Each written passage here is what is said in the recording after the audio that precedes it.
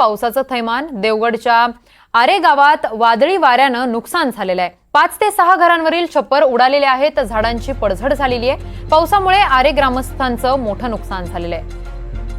तळ कोकणात पाऊस सक्रिय झाला। वादळी वाऱ्यांसह आलेल्या पावसाने देवगड तालुक्यातील आरे गावातील रहिवाशांचे संस्कार उद्ध्वस्त केले आहेत। आरे गावातील लोकांना गुरुवार ठरला धोकादायक। तर देवगड तालुक्यातील आरे गावात चक्रीवादळ सदृश्य वारा आला आणि 5 ते 6 घरांवरील छपरे उडून गेली। सर्वत्र झाडं देखील उन्मळून पडली आहेत। सुदैवाने यात कोणतीही जीवितहानी झालेली नाहीये, मात्र घरांचं मोठ्या प्रमाणात नुकसान झालेलं आहे। घरांचे पत्रे खूप लांबपर्यंत जाऊन उडालेत। तर एवढंच नाही तर घरातील फॅन कंपाऊंड बाहेर जाऊन पडलेला आहे। वादळाचं एवढं थैमान सुरू असताना संपूर्ण छप्पर खाली कोसळलेल्या एका घरात आजीने ओट्यावरील कडाप्पा लादीखाली लपून आपले प्राण वाचवलेले आहेत।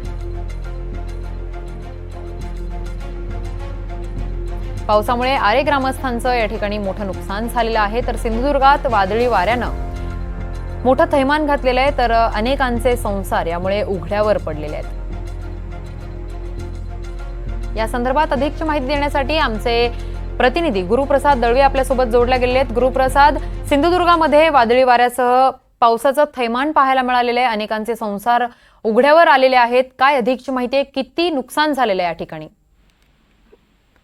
नक्कीच किरण, खरं तर बघायला गेलं तर गेले 2 दिवस पावसाने दडी मारली होती, परंतु गुरुवारी 3:30च्या सुमारास मात्र मान्सून दाखल झाला आणि त्या तळ कोकणात जोराचा पाऊस मात्र सुरू झाला। त्याच दरम्यान वादळी वाऱ्यासह जोरदार पाऊस सुरू झाला आणि या पावसामध्ये जे रहिवासी आहेत त्यांच्याकडे जोरदार आवाज येऊ लागला। आवाज आल्यानंतर काही लोकांनी मात्र घरातून बाहेर पडण्याचं केलं।